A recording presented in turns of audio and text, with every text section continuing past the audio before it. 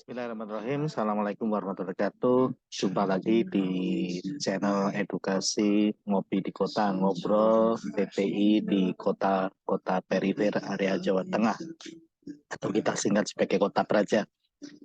Sejawat, bila kemarin kita sudah beberapa kali bicara tentang tata bangunan, terutama yang terakhir-terakhir adalah bicara terkait dengan PMK 40 tahun 2022 mengenai tata bangunan rumah sakit. Yuk kita saat ini kita beri jeda, yaitu kita bicara terkait dengan PPRA. Di dalam PPRA ada yang namanya PGA, yaitu penatagunaan anti mikroba. Dan PGA ini di dalam struktur komite atau tim PPRA ada bentukan baru, yaitu disebut tim PGA. Nah, tim PGA ini yang nanti akan berfungsi atau memiliki tugas untuk ke lapangan terkait dengan monitoring dan juga evaluasi dan juga memberikan masukan terkait dengan antimikroba yang sudah diberikan oleh para dokter. Dan nantinya PGA ini akan mendiskusikan juga dengan para profesional lainnya, bisa saja para dokter spesialis, dokter umumnya, kemudian dengan farmasi, dengan MPP, mungkin dengan PPI-nya. Nah, di dalam video ini sesuai dengan permintaan beberapa sejawat lainnya bahwa kita akan melihat ya salah satu contoh dalam penerapan PGA, dan saya akan mencontohkan di awal adalah format kosongnya dahulu. Saya izin melakukan share screen. Baik. Jadi Bapak Ibu sekalian, ini adalah salah satu pakem yang coba kami susun di rumah sakit tempat kami bekerja, yaitu kita menyusun sebuah dokumen. Di sini ada dokumentasi surveillance, pencegahan dan pengendalian infeksi, kemudian yang di bagian bawahnya ada form PGA. Mengapa ini kami satukan? Karena kami sadar bahwa PPI dan PPRA adalah salah satu unsur, ya mungkin salah dua ya, karena ada dua yang harus bekerja sama dan saling terkait sangat erat.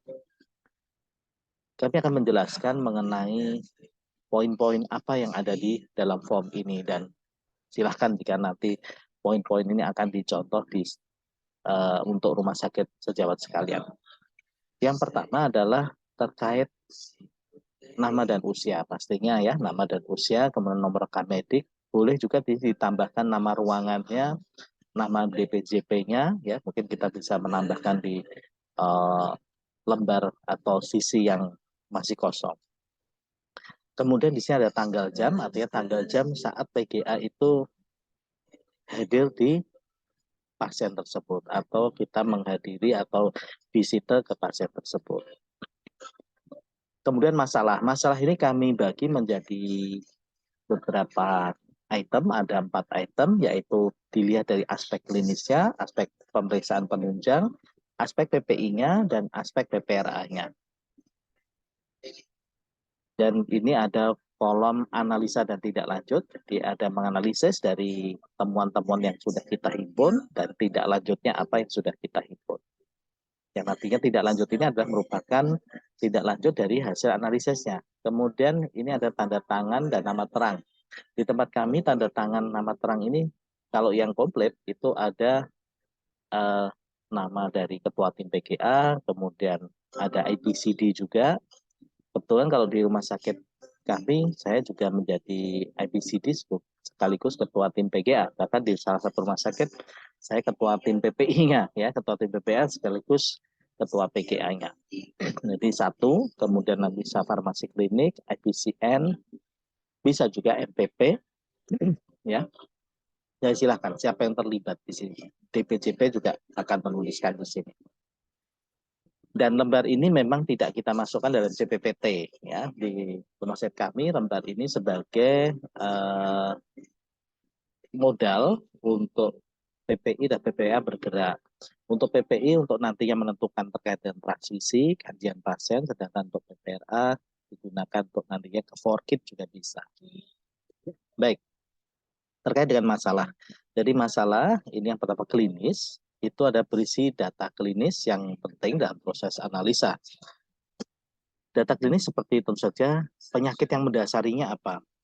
Jadi pasien masuk ke dalam rumah sakit, itu pasti ada penyakit awal yang mendasari. Misalnya dia stroke non-hemorrhagic.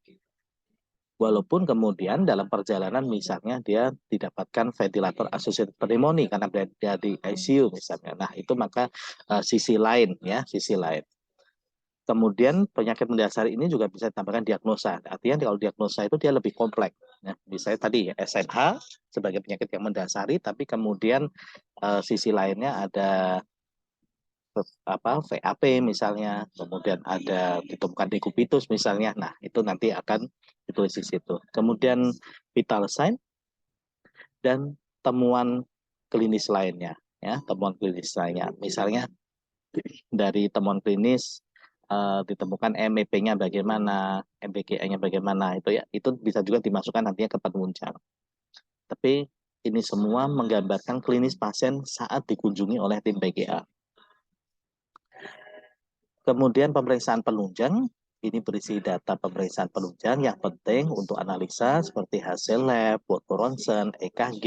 Ya. Khusus hasil lab, ya dari laboratorium tidak hanya terkait dengan hasil kultur.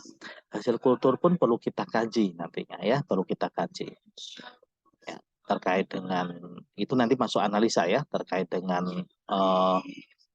apakah kuman ini patogen, bermakna klinis, atau dia hanya flora normal, atau dia kontaminasi, atau dia kolonisasi.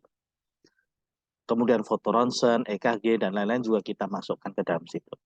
Kemudian aspek PPI, ini yang kita tuliskan di sini ada terkait dengan device apa yang terpasang. Ini nanti yang saya katakan tadi adalah penting terkait dengan adanya haze, ya, atau potensi-potensi haze apa yang bisa muncul, yang kemudian kita nanti munculkan di tindak lanjut, ya, di tindak lanjut.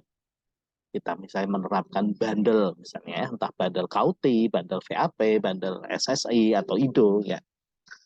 Kemudian aspek PPRA itu kita membatasi terkait dengan antibiotik apa yang sudah didapatkan oleh pasien dan nama antibiotik usul dari kami atau yang sudah kami lakukan itu tidak menggunakan nama dagang tapi nama generiknya ya, nama zatnya apa. Misalnya ceftriaxone maka ditulis ceftriaxone, ciprofloxacin begitu, bukan nama dagang. Kemudian dosisnya ya, dosisnya misalnya ciprofloxacin 400 mg. Nah, 400 mg-nya harus ditulis, tidak hanya ciprofloxacin. Kemudian frekuensi.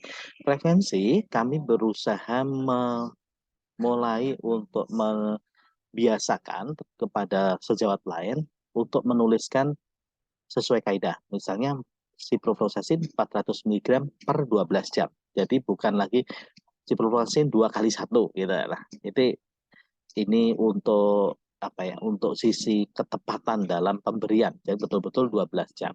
Kemudian cara pemberiannya juga harus dituliskan, misalnya per oral, IV-nya bolus atau drip. Nah, itu semuanya dituliskan dengan jelas. Kemudian lama pemberiannya, misalnya ciprofloxacin 400 mg IV sudah diberikan hari keberapa, ya. Nah, itu dituliskan. Itu yang nanti bisa menjadi evaluasi juga untuk farmasi ini antibiotiknya perlu tidak untuk dilakukan automatic stop order. Baik, itu adalah data-data masalahnya. Kemudian data untuk analisanya dari masalah itu kita analisa berdasarkan klinis tadi bagaimana? Apa yang kita dapatkan? Oh, misalnya SNH, tapi ada potensi infeksi misalnya karena misalnya ditemukan ada kecurigaan terkait dengan pneumonia misalnya atau VAP. Kemudian penunjang itu analisa data pemeriksaan penunjang dari hasil tersebut, misalnya kalau dari hasil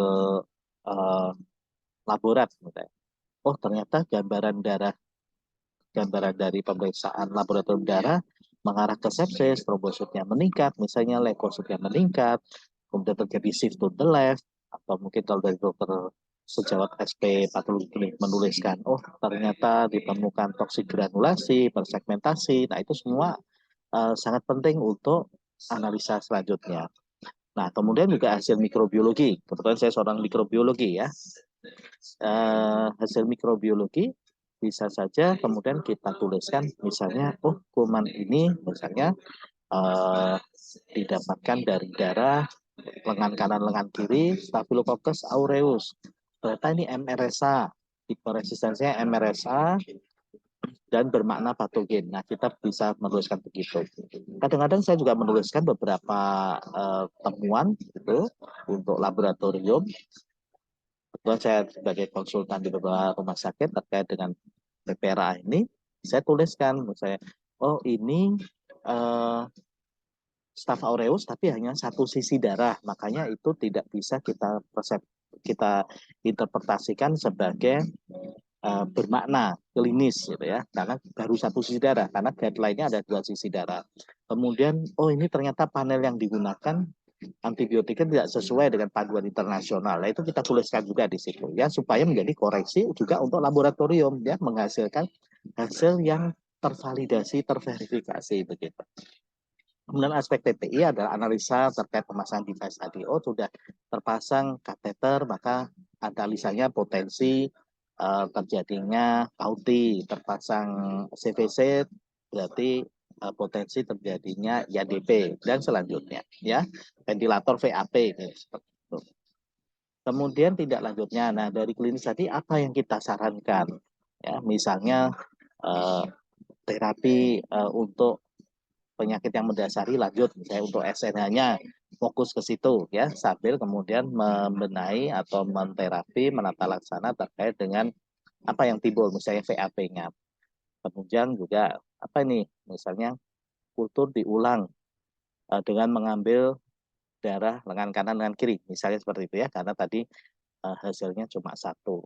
Kemudian aspek PPI, misalnya terapkan bandel Kauti, bandel SSI, bandel IDO, dan lain-lain. Nah, dari sini kemudian di PGA, biasanya kalau ini nanti berbeda personilnya antara yang di PPPGA, maka PGA akan membaca dari hasil PPI ini. Dan disitulah kemudian dia bisa menuliskan berdasarkan visite atau berdasarkan kajian juga dari PPI, maka PPGA dengan catatan PGA sebetulnya juga ikut visite ya, ikut bersama di situ. Tapi kan karena ada diskusi, dia akan menuliskan itu. Maka antibiotik yang diberikan, misalnya tadi ciprofloxacin 400 mg stop karena, nah misalnya ditambah nih, karena sudah 12 hari, nah sudah lebih nih dari ketentuan. Ya, misalnya ketentuannya dibuat 7 hari, ini sudah 12 hari. Farmasi bisa mengatakan automatic stop order. Usul misalnya kemudian meropenem ya, misalnya meropenem memang dibutuhkan meropenem itu karena kondisinya misalnya secara klinis membutuhkan, maka meropenem. Meropenem 1 gram per 8 jam, IV drip selama 3 jam dan diberikan selama 7 hari atau sampai hari ke-7. Nah, setelah itu baru kemudian ditandatangani di sini. Itu yang terkait dengan formatnya. Nah, pada tayang kedua saya akan menampilkan contohnya ya. Kalau tadi kan format kosong aja, kita beri contohnya. Ya, baik. Ya, ini contohnya ya.